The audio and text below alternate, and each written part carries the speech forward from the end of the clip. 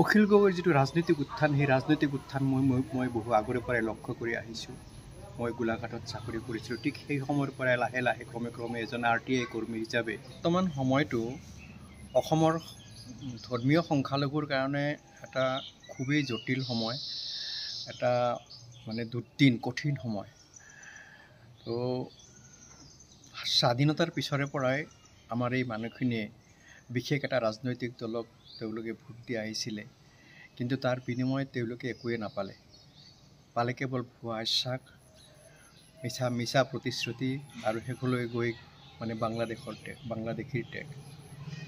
তো তাৰপিছত যোনটো আৰু এটা ৰাজনৈতিক এটা আহিল, দল আহিলে, যিহেতু এজন ধৰ্মীয় সংখ্যালঘু নেতাক প্ৰক্ষেপ কৰি পেলাই AITF গঠন হ'ল আৰু দেখা গ'ল যে কেৱল ধৰ্মীয় সংখ্যালঘুসকলেই সেই দলক সমৰ্থন কৰে আৰু সেই দলৰ পৰা মন্ত্ৰী MLA হয়।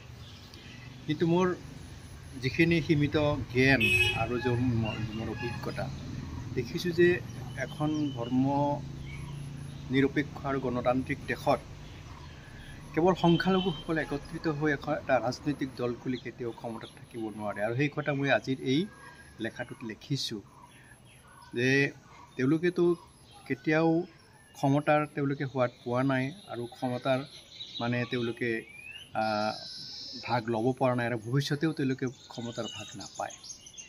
এই মুহূৰ্তত মই ভাবিছোঁ যে এজন স্পষ্টবাদী, এজন বলিষ্ঠ, এজন প্ৰতিবাদী নেতা, যিজন ধৰ্মনিৰপেক্ষ হয়, যিজন গণতান্ত্ৰিক হয়, যিজন গণতান্ত্ৰিক মূল্যবোধক যিজনে অগ্ৰাধিকাৰ দিয়ে আৰু যিজনে সমান অধিকাৰ, সকলো মানুহৰ সমান অধিকাৰৰ কথা কয়, তেনেকুৱা এজন নেতা লাগে। সেইজন নেতা সংখ্যাগৰিষ্ঠ জনগোষ্ঠীৰে হওক।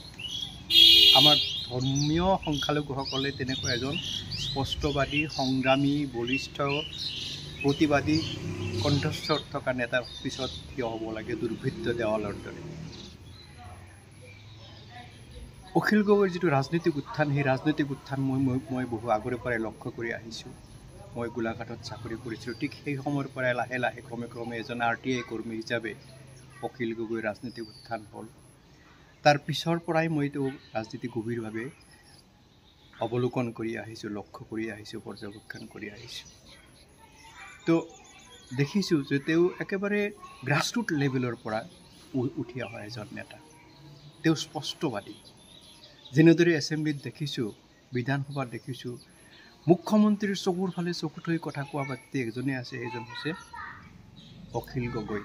অখিল গগৈ মাত্ৰ ক'ব পাৰে মুখ্যমন্ত্ৰীক যে তুমি অসমৰ, হিমন্ত বিশ্বক ক'ব পাৰে যে হিমন্ত বিশ্ব তুমি অসমৰ ৰজা নহয়, তুমি আজি আছা কালি নাই। আৰু ধৰক এই দুৰ্দিনৰ সময়ত, এই উচ্ছেদৰ সময়ত এই শোষিত, বঞ্চিত আৰু দুস্থ মানুহবিলাকৰ ওচৰত আৰুতো বহু বিয়াগুম নেতাই আছিলে, বিৰোধী নেতা আছিলে, তেওঁলোকে এটা নাহিলে, তেওঁলোকে এটা মৰমৰ মাত এষাৰ দিব সাহস নহ'ল।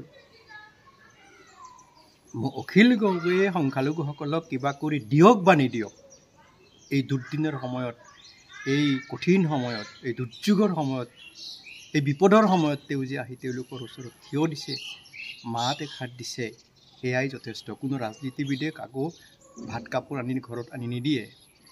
তেওঁলোকে ৰাইজে বিচাৰে তেওঁলোকৰ সহমৰ্মিতা, সহযোগ, এটা সদাচাৰ, ভাল ব্যৱহাৰ। গতিকে সেইখিনি মই অখিল গগৈৰ মাজত দেখা পাইছোঁ। যিখিনি কথা মই আজিৰ লেখাটোত লিখিছিলোঁ, লেখাটো আচলতে ফেচবুকৰ কাৰণে লেখা হোৱা নাছিলে।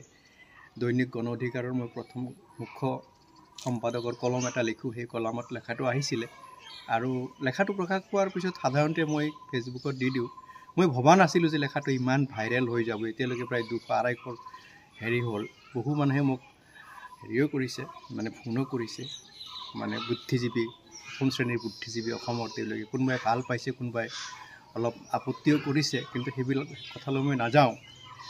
তো কথাটো হৈছে যে যিখিনি মই দেখিছোঁ এতিয়ালৈকে সেইখিনি ভালেই দেখিছোঁ।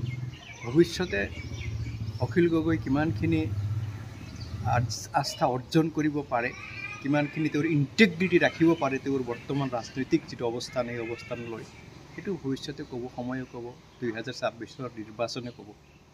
এইখিনিয়ে ক'লোঁ মই আৰু।